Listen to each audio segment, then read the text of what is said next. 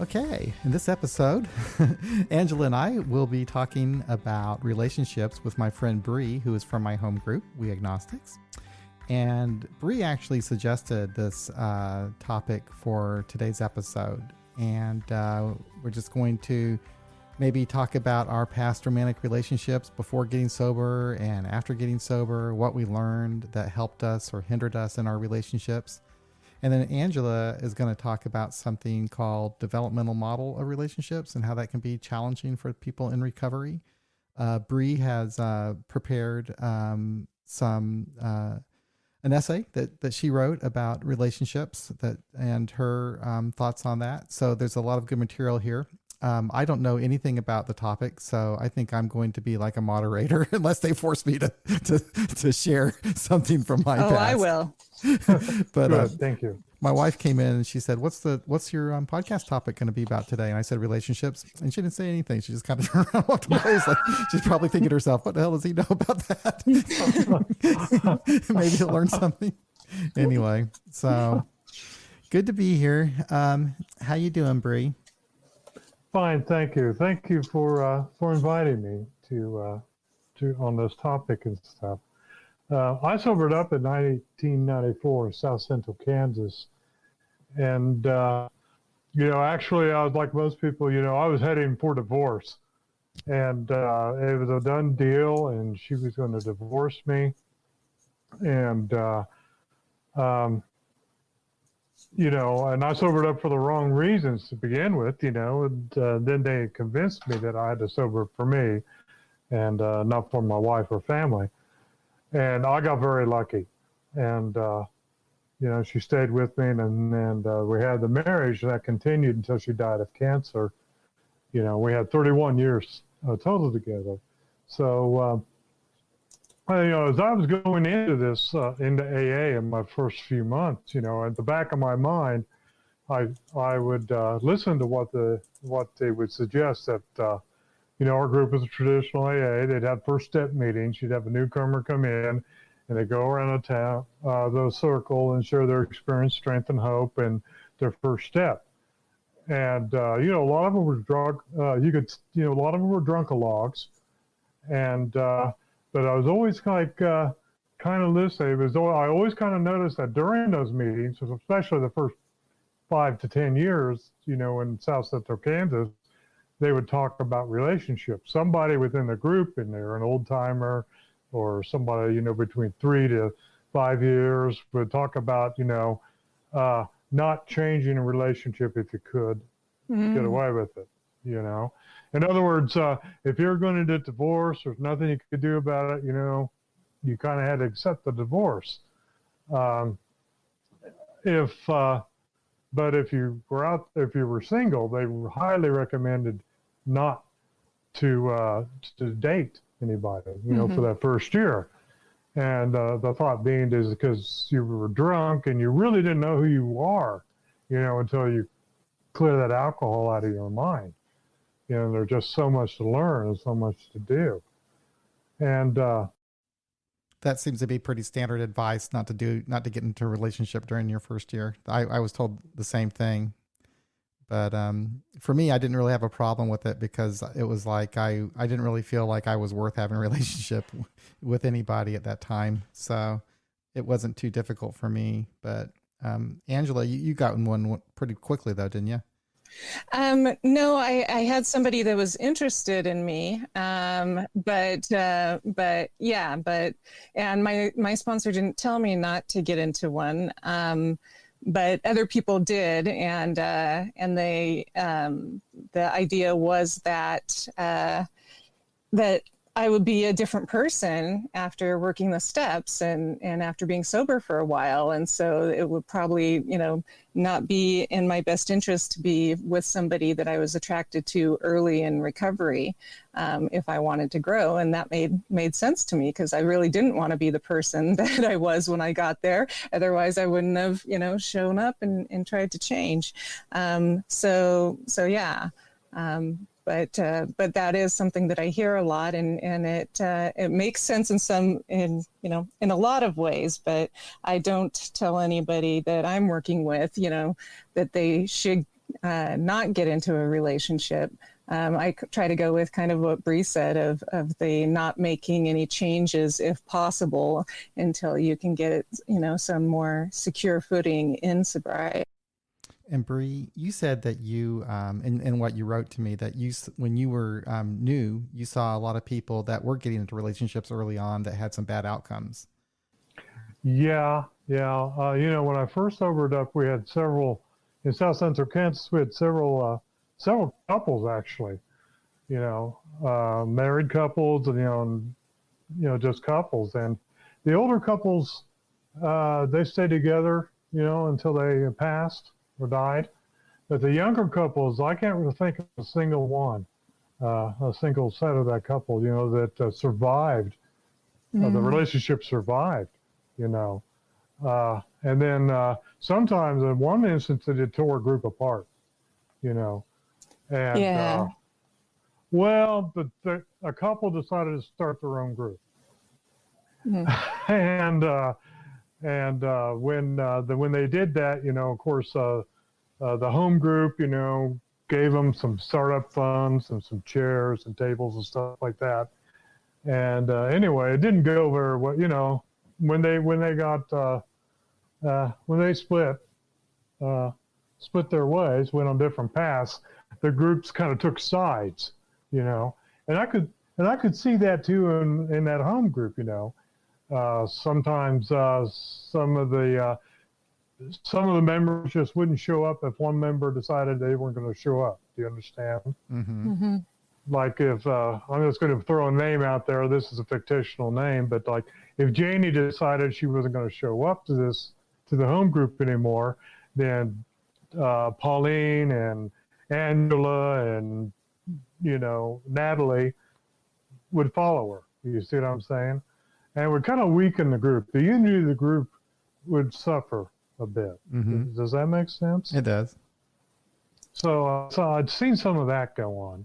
Yeah, Yes. I've seen some with newer relationships too, where it'll be newer people in recovery and get into a relationship, and then something will happen, and it can be very difficult on the group because one person will have a different view of how the relationship ended, and it can be ostracizing that way, and group members taking sides and things like that, and people not feeling welcome. So there's all sorts of fun stuff with relationships in recovery. Yeah, that's very eloquently put. That's exactly what was going on, Yeah. But as time goes on and I move up to North Central Kansas and get a second, home group, obviously, because I just didn't want to drive back and forth all the time. I didn't hear so much about relationships, on the first step meetings, right? It was like a taboo topic. It seemed to be anyway. And there again, there were several couples in that group. Now, that group was a little more successful as far as couples go, but there were still, if you would, there would still be the same kind of problems, or the same kind of, not so much problems, but you could see the same angst going on between the couples, I guess. That's what I'm trying to say. And also, of course, including this is the predators. Some of these people, Right. they even though they're sober, they don't change a lot of they somehow they push relationships and alcoholism are two different things, right? Right. And so I've seen, and this encompasses all genders, but I've seen an old somebody with longer length of sobriety, kind of force themselves onto the newcomer, and force probably isn't the right word, but charm themselves Right. into the newcomer. That's a better word. Right. I'm more eloquent with a pen than I am with a mouth. So, I've seen a lot. I saw a lot of that too, and then that's just flat wrong. I will say that it's people in the group are very good about spotting that. A lot of the old timers would spot that, and you could see them talk to that person, or talk to that person's sponsor, and then have the sponsor relay, no, that's not appropriate behavior. So, and then, and well, another thing I had about relationship is that, I got very lucky, and I married, and I saved my marriage with the queen of the Al-Anons. So, I had somebody there to tell me what to do all the time. And so I haven't dated in 33 years, something like that. And so, I have questions, and it's scary, right? Yeah. To me, it's kind of frightening, how is this going to work, one thing I would like to mention is that I haven't seen this kind of angst or these particular problems in agnostic AA. Okay. But I've only been with the group for a couple of years now. And so, and we haven't had a lot of face-to-face time in the last 6 months. Right. So, but it seems to be, pardon? I just figured something out. I didn't have my microphone turned on. I was speaking through the microphone in my webcam, and that's why people Peter out there said my voice was so bad. Okay, sorry. I've been totally off track and obsessed with my sound as you guys have been talking. Okay, all right. That's okay. We didn't figure you had a lot to offer on this topic anyway, and so we were just gonna keep going back and forth. Anyway. Yeah. That's what he said before the show, people. So don't yell at me for for picking on John. Well, it's kind of funny though. Actually, it's interesting, I suppose. When I first started dating as a young kid, I didn't really date very much in high school, but I did have a girlfriend in high school, and that's also about the time when I started drinking. And I think that my drinking was more important to me than my relationship, or my drinking made the relationship really not possible. She wasn't really into, I guess, being around a drunk person all the time, though we did seem to get along. But when I was in, that was in high school, and I only had that one girlfriend. And then in college, if there was ever a girl interested in me and we would date, inevitably I would just kind of disappear and just drift away. So I really worked hard at avoiding relationships when I was younger and in my drinking years. And that's just the way it was. And it really wasn't until I got sober that I did start dating. And that was a very long and slow process for me. So I didn't really have a lot of experience, and I just think it's because I was drinking so young, and I never really had that opportunity to really develop in that way, I guess. Makes sense to me. Wow, that's almost my story. I mean, I couldn't remember dating without alcohol, right? I met the Queen of the Al-Anons at a bar. Mm-hmm. No, I remember as a 16-year-old kid, and I was in the car, maybe I was a little older than that, with the girl that I was dating at the time, and I was drinking in the car, drinking beer. And this is 1970s. It wasn't that uncommon, I guess, to be going around doing that. But I just remember her being really uncomfortable with that, and me not really understanding why she was uncomfortable with that. Isn't that weird? But that was my mindset at that time. So anyway, yeah. Well, yeah, my experience is I didn't really do any dating in high school and stuff. I was a compulsive overeater, so I was overweight, and in my college years, like my very first boyfriend is somebody that was in Northern Ireland that I met on a bulletin board system. BBS is what they were called. I learned how to get on there. It was like an old-fashioned chat system that took forever, like an hour per sentence to go back and forth.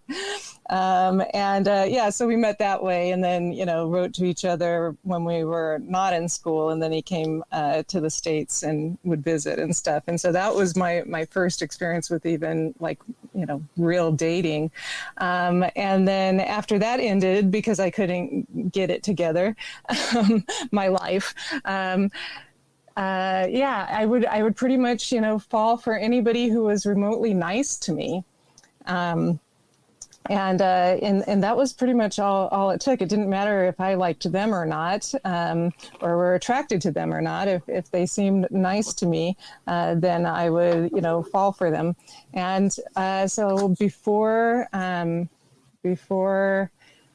I really got into the heavy drinking, I think I had one relationship that technically we lived together for, I think a year, but I think we were only in relationship about 8 months. And so fast forward to taking the eating away from my repertoire via gastric bypass, then my drinking, like I've said before, my story, came on full and strong. And within 3 months was, drinking alcoholically and then blacking out within a year. And so, so that kind of behavior isn't great for relationships either. And I really didn't know how to date. And part of the reason I started drinking so hard, as far as, the cognitive, that I remember, is that people became interested in me and I didn't know what to do with that. I was always used to being the one in the back, or the friend that the good looking one would bring alongside to, do a double date or things like that. And so I wasn't used to that. And that was scary for me. And drinking made that a lot easier. And then when I got into recovery, not a lot changed as far as the dating stuff, like learning how to do it or anything.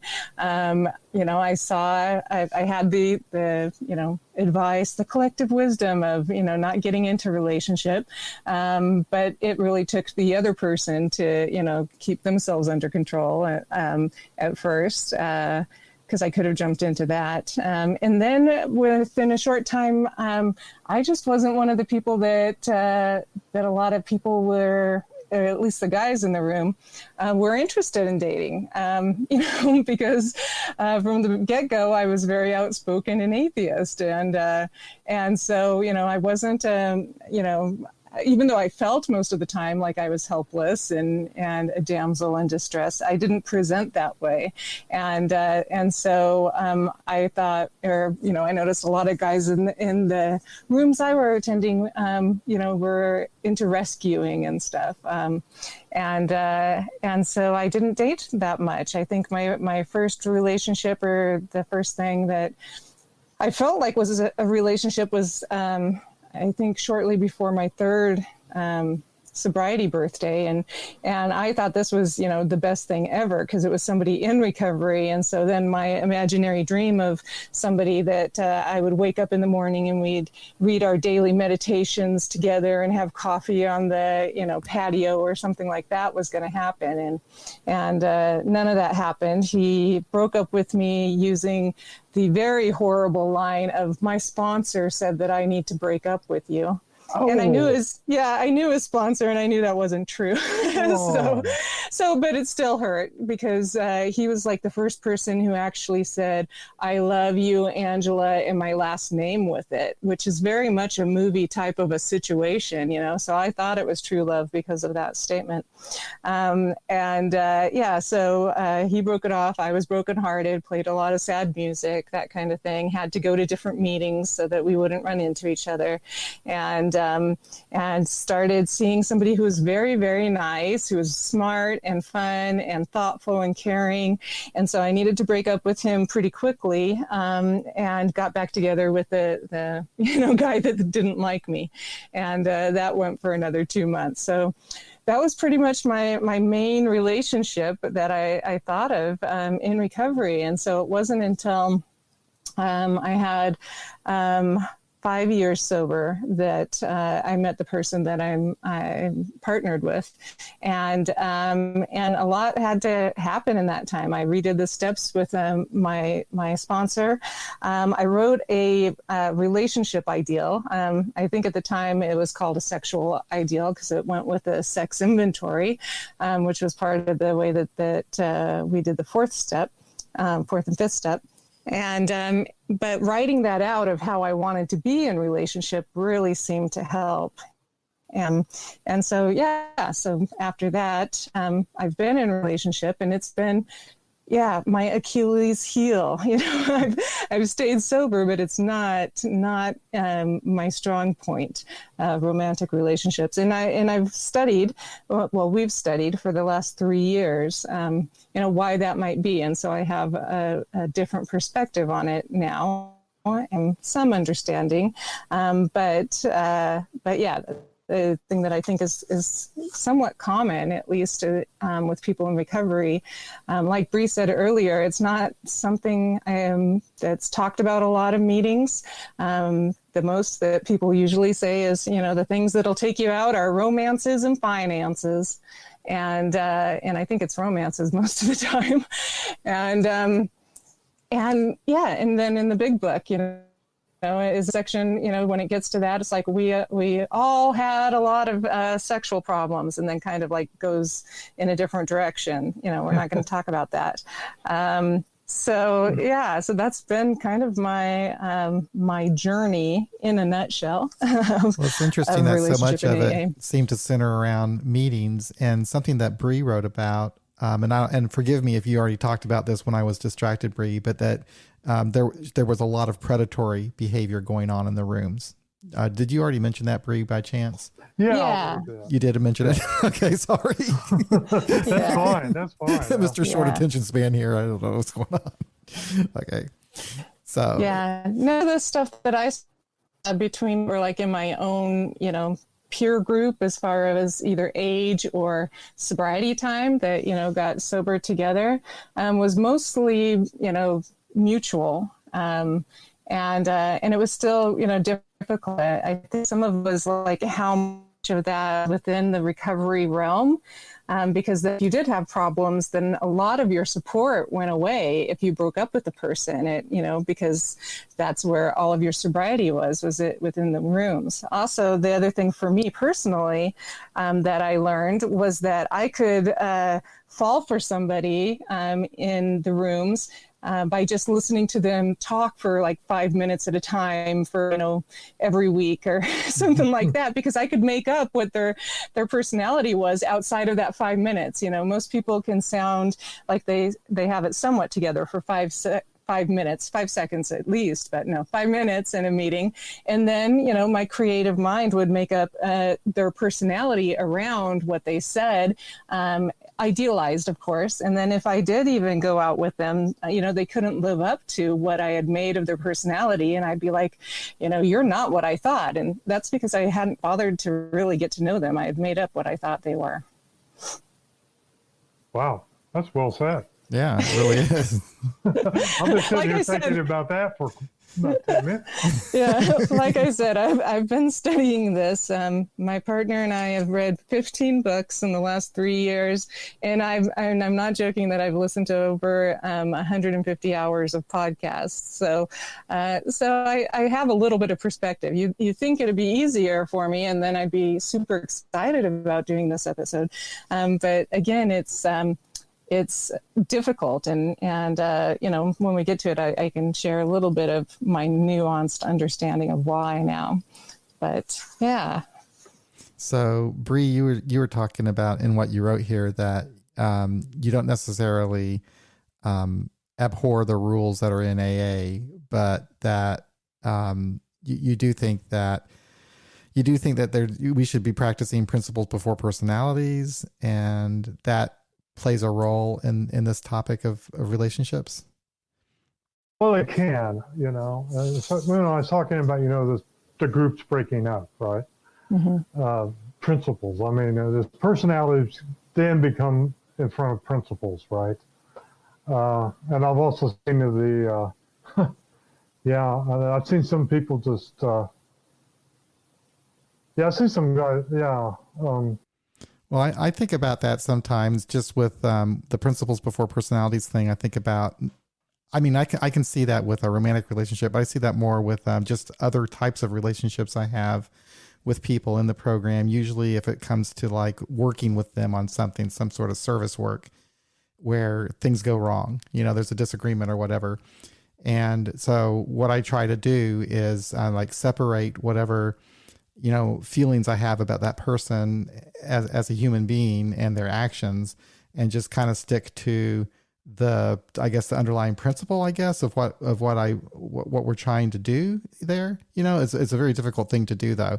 I haven't really applied that in my regular relationships, though, but I guess I probably could. Just it's a good way of just kind of taking out the emotion and my feelings a little bit about judging the person, and just instead focusing on whatever the situation is I don't like. Yeah, that's a good idea. I like that. I'm so smart. Like I said, a lot of this, it's like it's different. It's going to be completely different for me, because I learned to look for relationships in either bars or churches, right? Mm. And the church thing obviously didn't work very well. I was out of there by the time I was 20, mm-hmm. for good, that Mark Twain, there's a famous thing, I think it's in Tom Sawyer, where they talk about being in church, the little boy in church. That was me, right? I'd be sitting there thinking, why aren't we fishing? And of course, my parents were always saying, well, you need to find a nice person in the church, and it's like, well, if you don't believe in that, then, what's the point? So a lot of it, I guess, is a lot of the questions I have is, fear. Yeah. When I started dating, it was really after about, believe it or not, I can't believe I waited this long, but it was about 10 years into my sobriety before I started dating. I think I did have a few dates, before that time, but it was really in that 10th year. And the thing that really helped me at that time is that was when the internet came about, and it was so much easier to find someone to date. I didn't have to worry about going to a bar or anything like that. Just go to, whatever the site was, and find someone. And so I found myself suddenly dating more than I ever had in my life. I mean, it was like I had so many, I didn't even know what to do with them all. And I met some really nice women, but it was kind of a good experience for me, because it kind of got me used to the idea, kind of got me out of my shell a little bit. And, I was more comfortable with the whole idea of dating. And so I was really kind of grateful for that. But that went on for quite a while. And I had a few relationships that lasted for a while, one for like 2 years, but I really didn't find anybody, and I was kind of getting tired of the online dating thing. And the last date that I had was with my current wife, and I remember going on that date, and I said to myself, this is the last date I ever go on. And I was just saying that, like, I'm just so tired of dating. I was getting really tired of, if they felt like job interviews after a while, and so I was like totally burned out on it. And then I met my wife, and it was like we fell in love, and I proposed to her like 6 months after that first date. So I was right. I didn't know at that time, but I never dated after that, except for dates with my wife, I suppose. Nice. Yeah. No, I did the online dating thing too. And it gets old, hard. doesn't it? It was difficult. And, and plus I'm, a recovering alcoholic, politically progressive, vegetarian atheist in Idaho. It's like, oh, wow. So I had like, 10 people that were probably interested. Writing profiles or people contacting me, and there were quite a few people that would contact me that hadn't even read the profile, that was just part of their repertoire, is that as soon as somebody new popped up into whichever dating app, or, well, they weren't apps then, but whichever dating thing you were on, they would just message every single person. Did you put in your profile, Angela, that you're a recovering alcoholic? I think in some of them I did. Wow. At first, I don't know that I did. I can't remember. But after a while, it was just a lot easier, so that, people could weed themselves out. Like if, your idea of being in a relationship is going to the bar every weekend, or, big parties or whatever, then I'm probably not going to be be the best person to date. Because that was always so hard when if you dated somebody for a good long time, you finally get to the point where, well, this person should know I'm a recovering alcoholic. I didn't want to tell them that on the first date, and I thought, well, maybe when should I start telling them that? But I remember this one who I dated for about a year, and she actually wanted to get married. I'm glad I didn't. But anyway, when I first told her I was an alcoholic, oh man, she gave me a look like you would have thought I told her I was a serial killer or something. She was so upset by that, Wow. It was like, I should have just left right then and there, but I didn't. I stuck around, and she was something else. She was a nice person. We just weren't made for each other for sure. But, that was always an awkward thing. It's like, at what point do I bring this up? Yeah. No, I guess that I was already in a space where it was a pretty important thing. So again, straightforward about that. The closest experience I had to that is that a couple of years into sobriety, I had to have a hysterectomy because I have endometriosis, and it had gotten severe enough that it needed to be done because I couldn't keep an iron supply in anyway, and so there were a couple of people and one in particular that was like, I just think that you're the greatest thing ever, but I want to have kids. And so, he broke up with me because I couldn't have children, which, if that's the case, I'm glad, but it was the closest to something that I was like, it's not something that I can control, and but it ended up being a good thing, because that would not have been a good idea. One of the things that I went through was, given all of these factors that I've mentioned for dating, I had to open up my mind on what relationship was, and I explored open relationships and polyamory relationships and the kinky community, and just pretty much everything. I was like, hey, let's see what happens, and so I learned a lot through that as well, and it really helped me to be able to, like I said, write that relationship ideal, and pretty much the gist of it is that I wanted to remain interesting and interested in myself, because it seemed that I had observed a lot of people who would completely change their personality for the other person, or it would get old or some sort of thing, and that I really needed to work on accepting people coming into my life and people leaving my life without it necessarily having to be about me. And that was a really, really huge thing for me. So it was like the starting to come to terms with taking emotional responsibility within relationships. And I didn't know it at the time, but now I understand that that's kind of what I was doing and starting to learn. Yeah, that's really interesting that you were really discovering for yourself what it meant for you. You were figuring out the ideal that you wanted to establish in your life for a relationship.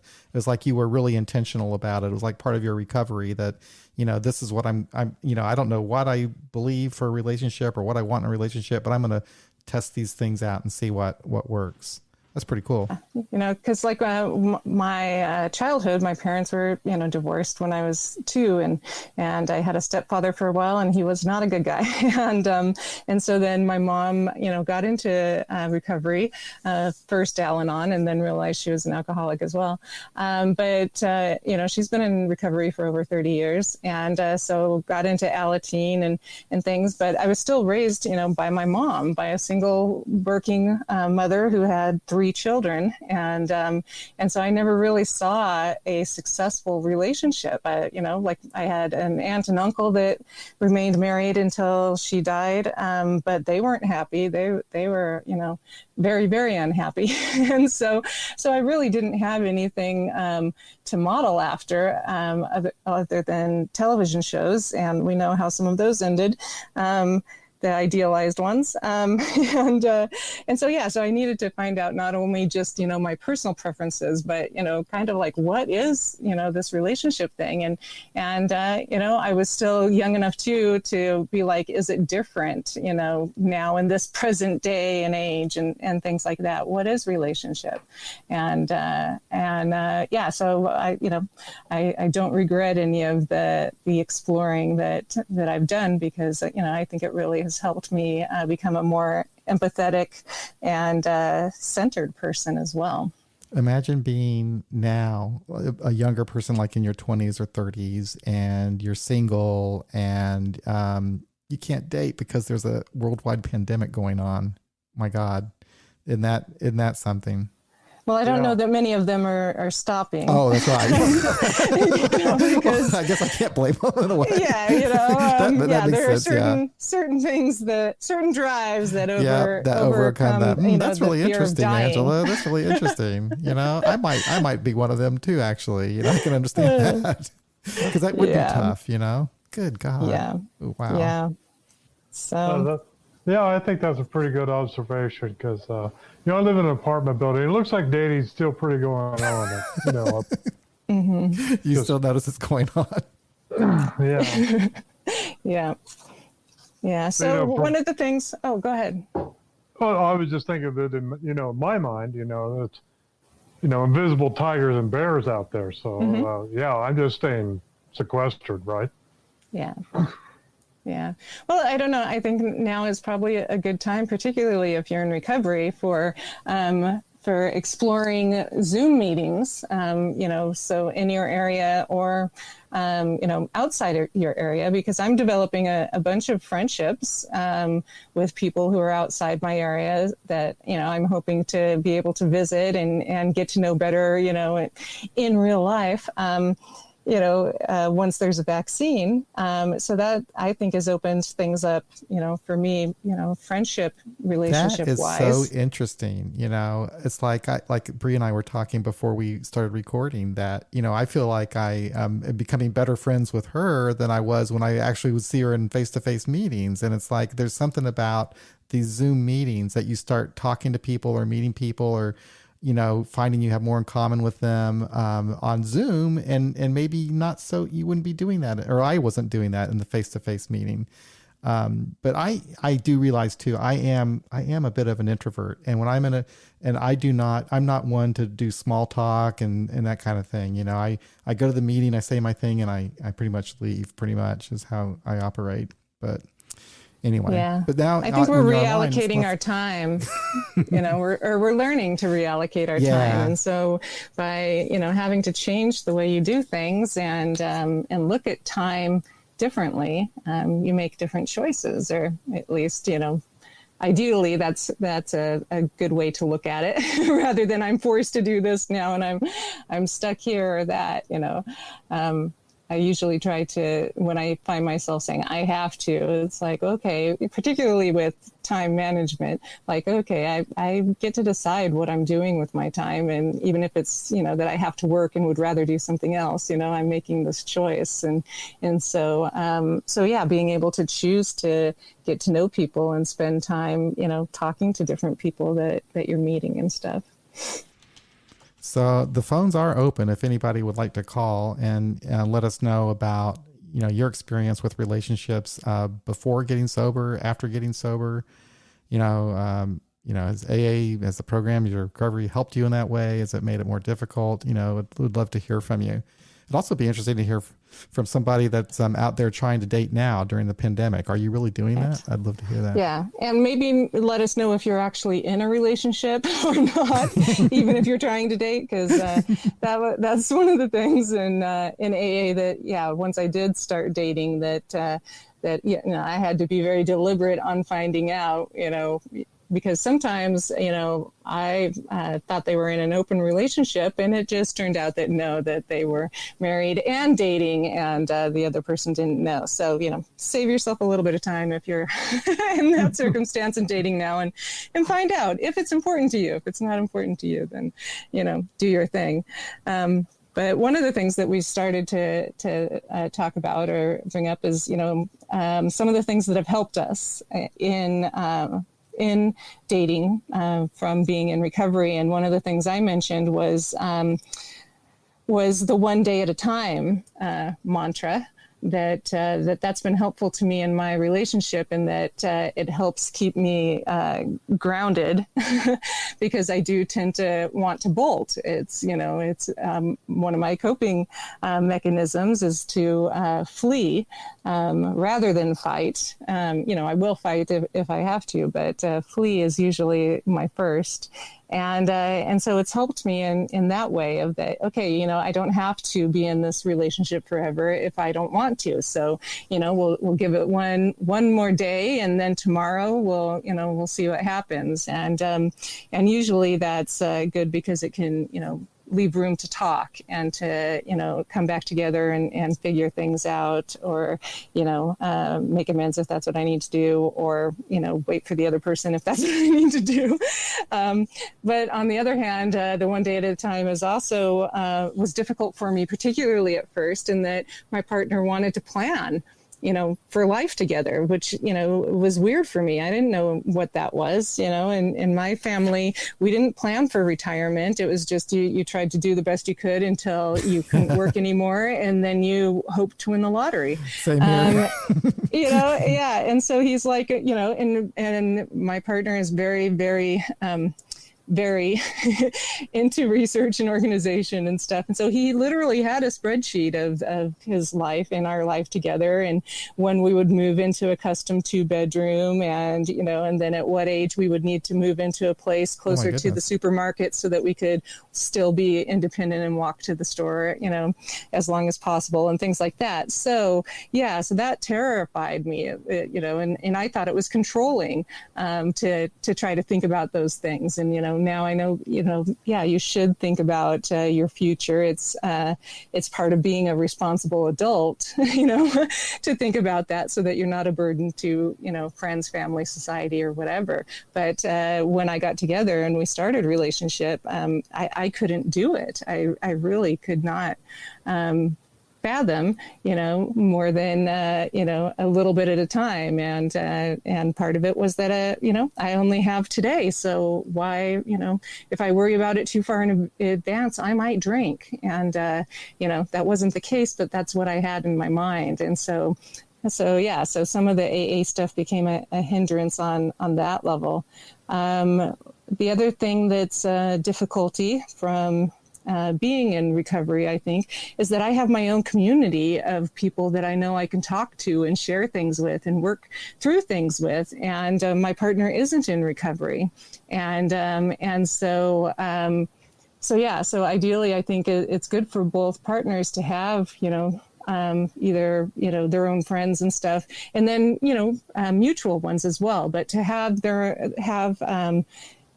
own, people that they can go to, other than each other, so ideally you would go to your partner for most things, but, as we learn about the developmental model, there are certain times when you're just not going to do that. So having other people in your life is good, but it also had caused some problems in mine in the beginning because I didn't feel like I needed to share as much with him because I shared it all with my group pretty much, One of the things that was also good, though, with relationship from being in recovery was the learning to take personal responsibility. So I think it's helpful for those of us that have,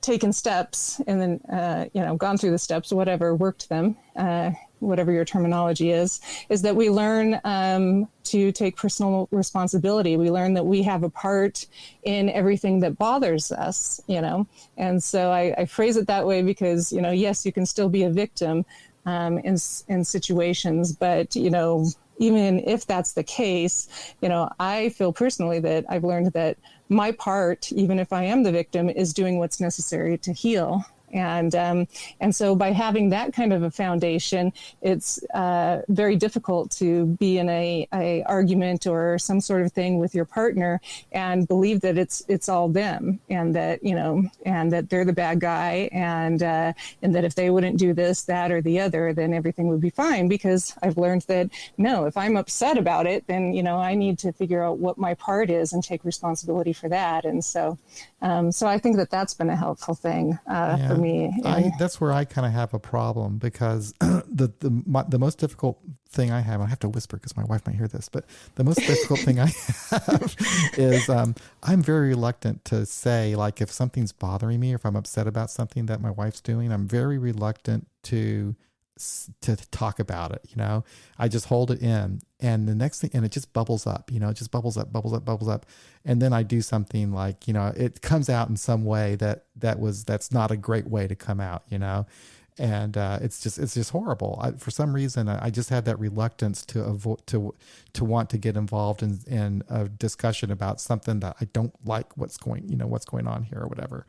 And I don't know. I think some of that's because I do have this habit of internalizing things. So if I have some sort of a feeling that's uncomfortable, I just kind of take my own little inventory and do my own thing. But I never, in this relationship with my wife, it's difficult for me to take it beyond that, to say, okay, now I know where I'm coming from, but I really need to talk about this. That's just so hard for me. Right. So. Well, I have a bunch of resources for you, John. Oh, do you? Yeah. So I will. Well, I will also, post them at least in the AA Beyond Belief group, and then give them to you that you can post them on the website when you post this one. But there's 3 different podcasts that I listen to fairly regularly. One of them is called Relationship Alive, and there's, I think, over 200 episodes of that right now. And it's with Neil Satin. But he has a lot of experts in relationship, and some of them are in recovery, some of them are just therapists, and a lot of different modalities. And so I've got a lot out of listening to those. There are some that can kind of go off into the woo and things like that. But a lot of the thought leaders in relationship right now, and a lot of the pioneers in couples therapy have been on that show, and so there's a lot of helpful stuff. The list that I made to share with everybody, I think has 1, 2, 3, 4, 5, 6, just 6 of the experts, that I think are helpful. And I've put a link to which episodes I think are good for us to listen to as well. And then Couples Therapist Couch, that's the one I listen to because I'm a nerd, and I like to know what the couples therapists are learning to help other people. So it's like, if I can bypass the therapist, then, I'm good, right? No, it doesn't actually work that way. You do need to have somebody help you, particularly in relationship, because we have attachment issues, and depending on how long you've been in relationship, you can often develop. Well, one of the people on here is Terry Real, and he's worked with Esther Perel, who's more of a celebrity in the couples relationship thing. She has a podcast called Where Should We Begin? And she's been on, everything, it seems like. But Terry is one of us, which whenever I say that, it makes me think of, the culty type thing, because I think the Simpsons did something where they're like, one of us, one of us, one of us. Anyway, but yeah. And so he talks about that sometimes in his talks on relationship. But one of the things he has is a concept of the core negative image that we have of our partner, particularly if we've been together for a while. And it's where we've kind of like clumped together all of the negative stuff that we don't like about the person. And then if they do that, then we lump, or anything that remotely looks like that, then we lump it that, that's just who they are, instead of having that open that, okay, this is one of the behaviors that they do sometimes that annoys me. It's just that, so for him, he says that, it's that he's late. And so if he's remotely late, his wife will like blow up sometimes. And she's a therapist too. So that's always fun. And be like, you're always late and blah, blah, blah. And you're irresponsible. And so the podcast that I have for that one for people to listen to, it's called Relationship Jiu-Jitsu, and it's really fun. And I think it's helpful because what he has for fixing that problem is cherishing, is what he calls it. But, we would probably recognize it as gratitude, so working on, the stuff about your partner that you're grateful for, and stuff. So that's one of them. The developmental model, I guess I should talk about that real quick before because in the developmental model, a lot of these thought leaders are included, some of their statements. So one of the first links that I'll be giving people is to a document where they talk about the 5 stages of intimacy. And I wish I would have learned this like early on because I didn't know that this was how it works. And, but we have our stage 1, which everybody knows is the honeymoon period, where they are just amazing and you're amazing. And the two of you are amazing together. And that's a great period. It can last a long time too, sometimes, I think. It can. But generally, I think the average is about 2 years. Yeah, so it can be 6 months to 2 years. Is a long time. Yeah, that's true. I guess so. So Bader and Pearson are the ones that have developed this. And I have a link, Ellen Bader and Peter Pearson. And the way that she describes it is it's kind of like 2 disco balls when you first get together. And that all the mirrors and stuff are exactly matching up. So you're facing each other and they're exactly matching up. So you're only seeing in the other person the exact stuff within you that you like. And it's great. But, then as the relationship goes on, the balls start to move in different directions. And suddenly you're wondering, how you ended up with the Antichrist, and they call that stage 2, or conflict power struggle, or differentiating.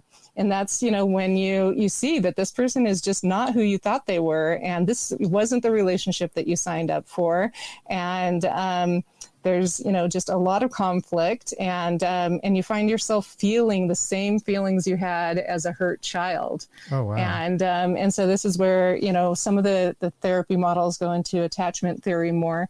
Angela, it's not inevitable that you reach that stage, right? You don't have to go there. Yes. Oh, you do? Yes. In order to be a mature relationship, you have to go through these cycles, just, like children do, and so this would be kind of like the teenager phase. The teens have to rebel against their parents in some way. I mean, some of them do it more harshly than others, but in general, they can do it like, say, what was that show, Family Ties, where Alex was the Republican and the rest of his family was really liberal and stuff. Michael J. Fox, that's what I'm thinking of. Yeah. And so they have to do that. And so even with helping raise, my partner's children, I noticed that. And we talked about that this is how this one's rebelling, which, is kind of funny because in most places it wouldn't be that. But one of them, her way of rebelling was saying that Santa Claus did exist and that she was going to believe in Santa Claus, whether we liked it or not, things like that. So, because they've been raised secular, so they knew from a young age, no Santa Claus. Anyway, so you go through that and you start to learn, or the learning challenges of this stage is to maintain a clear sense of self, and then to learn to soothe yourself and to not expect the other person to change, and begin to tolerate discomfort and what comes as growth. So stage 3 is practicing and creating partnerships and respecting differences. And so so it's more about teamwork, and learning to deal with your differences. And, there can be some difficult parts of this. And I think a lot of people either break up before this, they can't get through the differentiating, or this is really where you have to learn to be able to give and take. I wonder if I might be in that stage now, maybe. Yeah, possibly. and look at stuff, and it's there. If you're in active addiction, then you can't get past this stage. If there have been affairs, then you can't get past this stage. You have to see some therapists that deal specifically with that. And if there's somebody who has anger issues or serious acting out, then you probably have never passed this stage either. God, maybe I'm not in that stage. Is there a better stage? It didn't sound so bad at first. Right. No, it's not a bad stage. It's creating partnership. And to be honest, I think that, for me, we've been together 8.5 years, and this is where we're stuck at. Stage 4 is reconnecting and rapprochement. And that's where you start to reveal vulnerability more and be able to say, hey, be in conflict and be okay with being in conflict and trusting and coming back together. And stage 5 is mutual interdependence, and it's more of a just mature love. You have a solid sense of self. You're able to maintain that regardless of the other person, but you really want to do stuff that benefits the other person and create synergy and stuff like that. Yeah, of course you are. That's what I was going to tell you after all of this was done. I've reached the highest level. You're definitely at stage 5 in my expert opinion. So that's kind of the developmental model. And I when I learned about it, it was very helpful so that I knew that, where I was at wasn't uncommon, that there's not necessarily something wrong with me or the relationship, that we have to go through these things, just like we have to go through development to become mature adults. And for some of us, it takes a lot longer.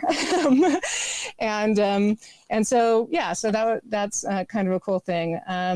The other stuff that I'll mention is there's a lot of books out there. I can post a pic of just 6 of them that I have, but there's the Gottmans. They run the Gottman Institute in Seattle, and they do a lot of their stuff is scientifically based, and they have the data to prove their theories and why they do the things they do. The good book, I think, for that one would be called 8 Dates, Essential Conversations for a Lifetime of Love.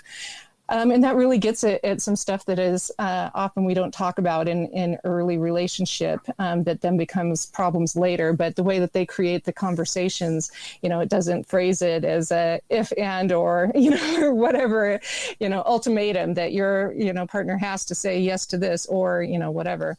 It's really kind of a cool way of doing it. There's Wired for Love by Stan Tatkin. I'm not as excited about this. I was at first, but the thing with him is Wired for Love, how understanding your partner's brain and attachment style can help you diffuse conflict and build a secure relationship. There's good information in there. Just try not to, if you get that one, get too stuck in the way that he describes the different attachment theories, because sometimes people over-identify with it and say, well, I can't, or I'm behaving this way because of this attachment. Kind of like people who say that, I'm doing this because I'm an alcoholic and you wouldn't understand, even if they've been in recovery for 10 years, that kind of a thing. There's Getting the Love You Want, which is a classic. It's been around for a long time, and it's Harville and Helen LaKelly Hunt, and it talks about the imago theory that they developed a while ago, but now, can be explained through attachment theory, of that you often marry the person or partner with the person that brings out whatever your hurt is from your childhood. If your parent didn't pay enough attention to you, then you'll find somebody, and you find them on the subconscious level. They won't, necessarily look like your parents or act like your parents or anything like that, or whoever your main caregiver was. It's something that our subconscious seems to attract from the other person. And some of the theory in that, or the idea, is that until you find somebody like that and work through it, you're going to keep finding that same problem over and over again. So no matter how many partners you try, you're still going to have to deal with that issue. And so, you know, trying to deal with it with the partner that you're with at the time you start getting into this work is probably ideal, because then you can work through that and be a better partner in general. There's the book, The Beauty of Conflict for Couples. It's written by Chris Marie and Susan B. Clark. And you know, igniting passion, intimacy, and connection in your relationship. And so they talk about how conflict is a good thing. And I think it's the only book by a lesbian couple that I have in this collection that I know of. But I've been trying to find more because I haven't heard a lot of it. I've heard some podcasts that talk about different relationships that are, again, either like, you know, in the kinky community or open or BDSM or whatever. There's a lot of stuff out there. But I haven't seen any books that talk about it a whole lot. So if I find some, I will share them if people are interested. Loving Completely is by Dr. Keith Witt. He's kind of an interesting guy, and it does, if you're just starting to date, there's some good ideas in there on what to look for to make sure, you know, as you're going on dates, that the people are kind of meeting some of your standards. So kind of like the relationship ideal. It helps talk about how you might go about making one of those, you know, but it's more of in a secular context. Wow, you're really into this. You could have been a therapist. I told you like almost 200 hours. Oh my God.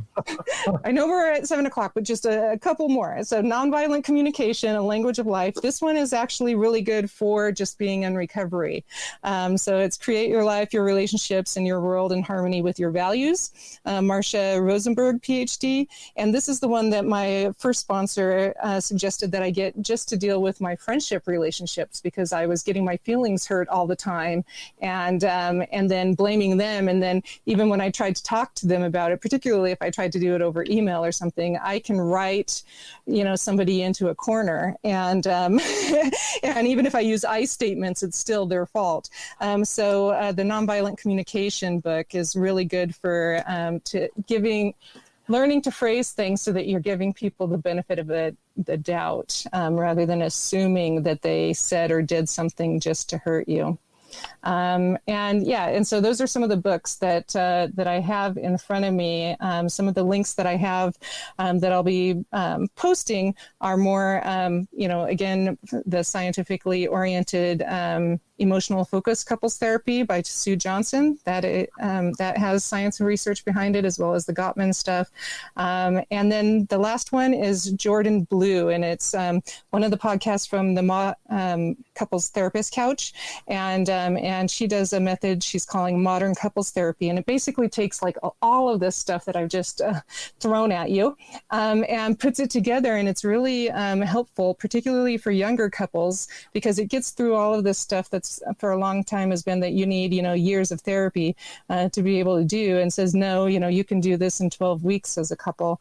And it's very progressive. She doesn't like do the hold hands thing and talk about, you know, try to explore what your own childhood issues are or things like that. She'll just tell you what they are.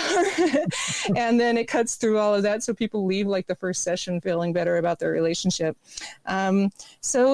That's some of the stuff that I wanted to get out, because like I said, I really do think that relationships are a tough one for people in recovery, because, you know, they're so deep, and a lot of us didn't have a lot of good examples of how to work through conflict in relationship. And so we either avoid it and it bubbles up, or we leave, or, we just stay there unhappy because we don't know what else to do. And so I've gone through all of this research to be able to point you guys in a direction. So maybe you can get some help faster than I did. If I ever get around to actually, fixing this podcast up and the audio up and posting it, and we'll post all those links to it. I'm a little bit behind on all of that right now. I kind of got diverted into other things. There's 4 or 5 podcasts that I've recorded that I need to get ready to post and everything. So anyway, so this one will be coming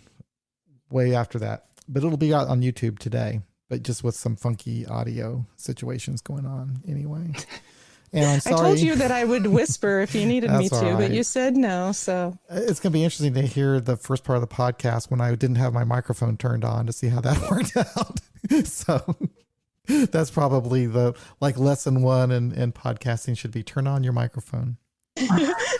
And then lesson 2 should be press the record button, I guess. I don't know. So, well, I feel like I came to the right place. You do? Yeah, I'm not as fearful as I was. Oh, okay. So this has been fun. I'm going to go ahead and play us on out of here. Thank you for listening. If you would like to and can, we would appreciate it if you would help out the site and podcast by becoming a patron. Just visit our Patreon site, patreon.com/AABeyondBelief. And you can, donate $1, $2, whatever a month. That would be wonderful.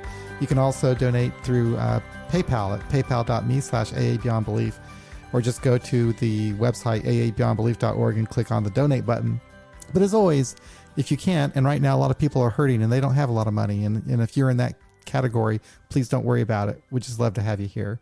So until then, you all take care. Be well. We'll be back again next week with another live stream here on YouTube and Facebook. Bye-bye.